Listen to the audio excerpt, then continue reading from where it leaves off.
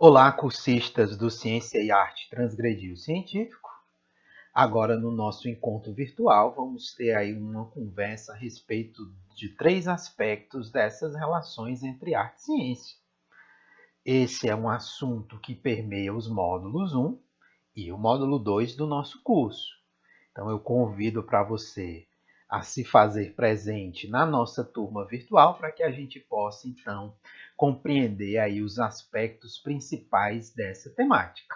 Então, de início, eu queria apresentar para vocês aí uma primeira conotação. É a conotação aí de quando a arte ela se conecta e ela contribui sobremaneira para alguns aspectos científicos. E para isso, né, vamos entender aqui a partir de alguns exemplos da literatura. Iniciando então, fazendo um resgate daquilo que já foi trabalhado dentro do nosso curso, nós tivemos aqui uma apresentação muito interessante da nossa monitora e cursista Jéssica Costa, na qual aí algumas semanas atrás ela falou conosco a respeito aí da sua arte naturalista. Então a Jéssica Costa, enquanto é uma artista de ilustração científica, ela produziu então peças artísticas que serviam então de base de representação do mundo natural a ser incorporado dentro dos trabalhos científicos e acadêmicos dos e das cientistas. Outro exemplo que nós podemos trazer também dessa conotação são os famosos dioramas, onde vocês aí podem encontrar mais detalhes no material complementar, especialmente aí no trabalho de Vinícius Santos e Marta Marandino, dioramas de História Natural em Museus Escolares, Potencial e Desafios para o Ensino, no qual vem destacando aí a sua relevância, tanto para o campo científico de representação de um determinado ambiente em condições artificiais, bem como as suas implicações para o campo do ensino. E para ilustrar essa perspectiva, nós temos aqui uma representação na tela de vocês de um diorama do Museu de História Natural nos Estados Unidos. Então, os dioramas são essas representações que, no geral, representam aí ambientes naturais de plantas e animais, mas também podem ter aí representações de culturas humanas. Para a gente finalizar aí essa compreensão, um terceiro exemplo dessa contribuição é a famosa paleoarte. Um dos exemplos disponíveis para vocês é o texto Paleoarte, Une Ciência e Arte, de Cris Bueno, qual aí vem discutindo a respeito dessa conotação. Olha só que interessante. Na paleoarte, que é a representação artística de eventos e também de animais, plantas e micro-organismos do passado, a partir aí das evidências empíricas ligadas à paleontologia, o ou a artista da paleoarte vão fazer aí uma representação própria, imagética e criativa, levando em consideração, é claro, as evidências empíricas, bem como comparação com os espécimes atuais, nos quais se possa representar, por meio de imagens, possibilidades de vida desses representantes aí biológicos do passado. Aparecendo na tela de vocês, nós temos aí o trabalho do paleoartista Rodolfo Nogueira, que fez aí um trabalho interessante de ilustração científica do tipo paleoarte. Então, a paleoarte tem uma conotação eminentemente artística e imagética, mas ela é incorporada e aceita aí no campo criativo dos e das cientistas. Então, compreendendo um pouco dessa relação, Outra perspectiva que a gente podia trazer para esse diálogo são as representações também feitas por artistas digitais aí das moléculas químicas, biológicas, bioquímicas e físicas, que também têm um pouco dessa conotação artística. Então, elas não são eminentemente aspectos de uma representação real da natureza. Elas passam também por um processo imagético do e da artista. Então, compreendendo isso, nós podemos então aí seguir para uma segunda perspectiva, que é a perspectiva de quando a ciência ou os temas científicos servem de inspiração para o campo da arte. E aqui nós temos uma série quase que inesgotável de inspirações, mas nós vamos aqui trabalhar algumas. A primeira aparecendo na tela de vocês é o trabalho do coletivo Boomer, que é um grupo de artistas europeus, nos quais eles têm aí vários trabalhos que misturam especialmente a escultura e a performance.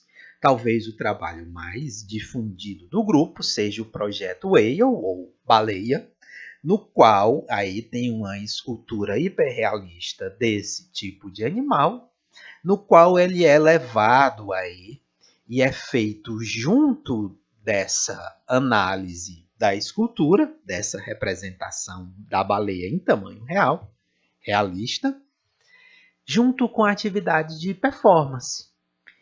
Por exemplo, grupo de artistas se reúne e vão aí usar trajes de, abre aspas aqui, cientistas, de jaleco, roupas de proteção branca, e eles começam então a fazer aí uma performance ao lado dessa escultura.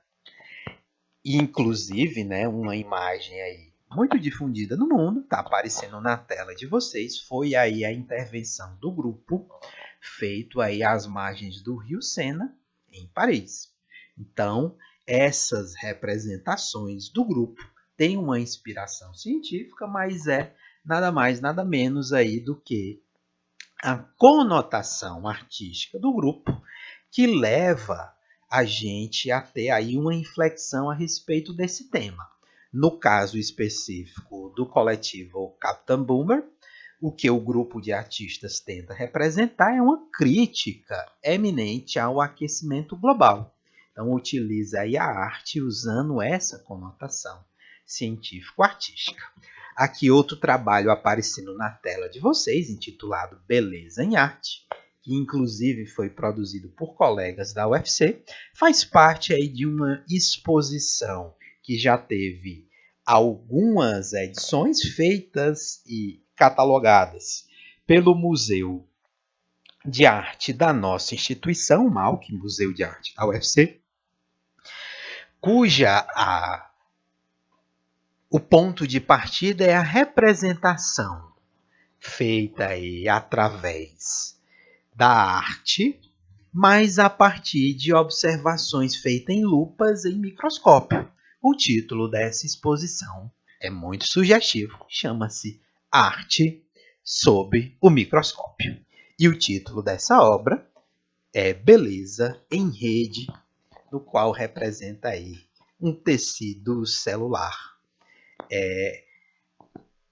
fotografado e colorido de maneira artificial.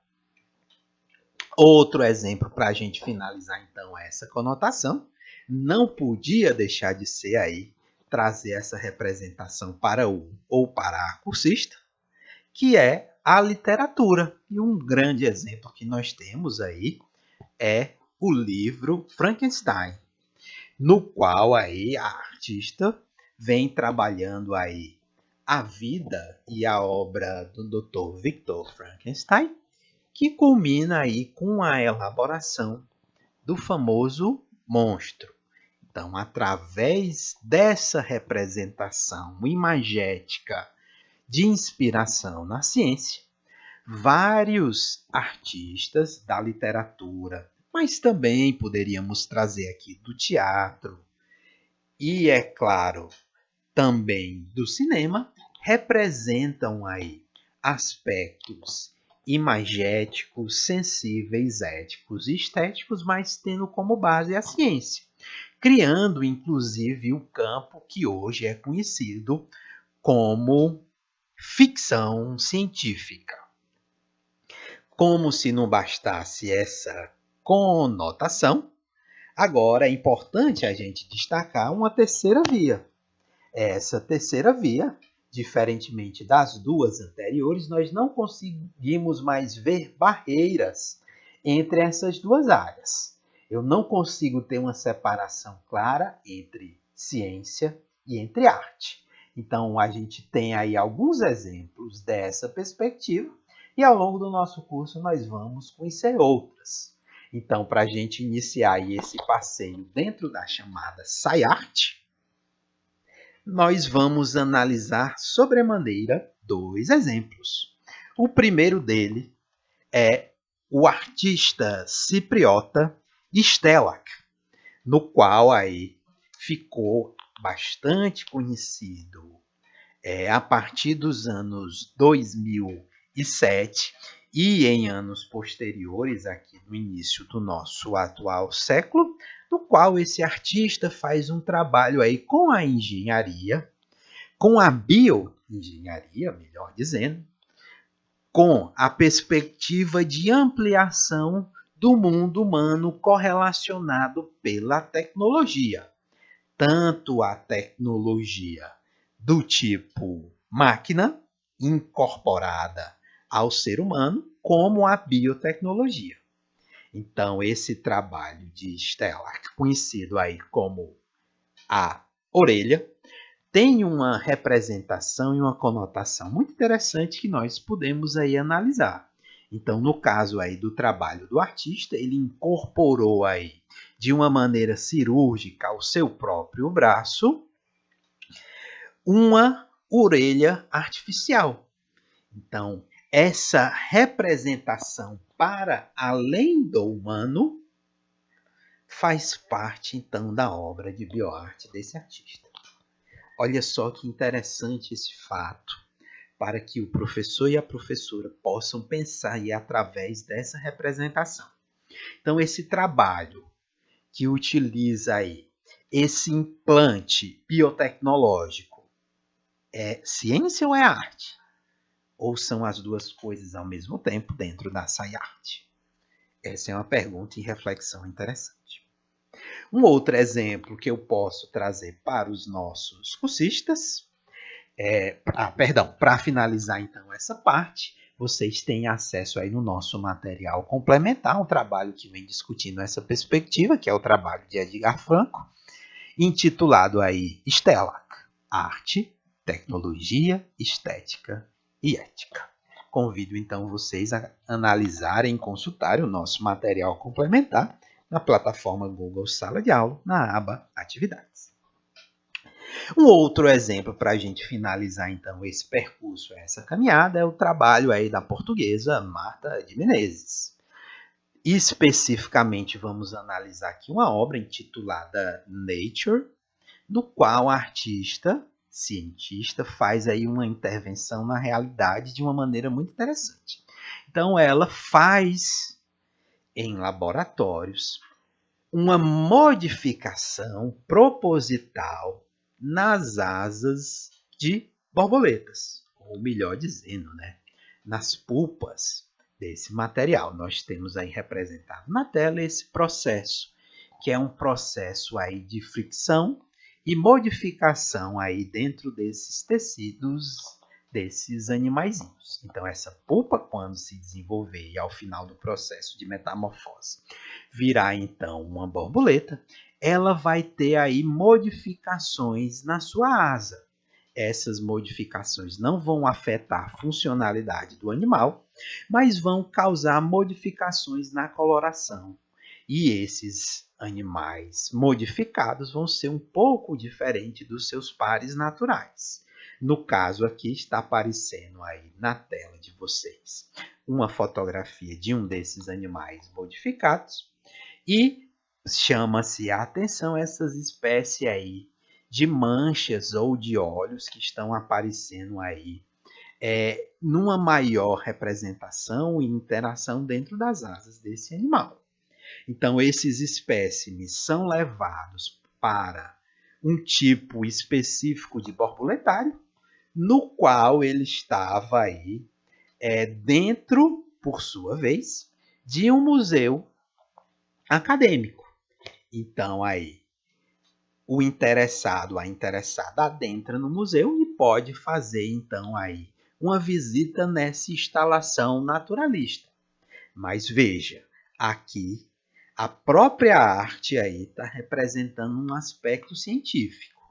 Então, essa representação, esse mini borboletário no qual aí os visitantes do museu podem adentrar dentro dessa exposição e ver, por suas vezes, as borboletas que já completaram sua metamorfose, bem como as pulpas, larvas e outros elementos que estão aí em processo de desenvolvimento, isso também fica difícil de se ter uma separação entre ciência e entre arte. Então, essa obra, apesar de estar dentro de um museu, é uma obra que porta, por sua vez, um aspecto eminentemente científico, usando, inclusive, os famosos protocolos da ciência, a ciência em laboratório dos e das cientistas. Para discutir e analisar um pouco melhor esse trabalho, vocês podem recorrer aí ao trabalho de Oliveira, da revista Midas, também disponível no nosso material complementar, cujo título é A Relação entre Arte e Ciência na Bioarte, estudo de caso da obra Nature, de Marta de Menezes. Então, convido vocês a fazer, então, essa leitura.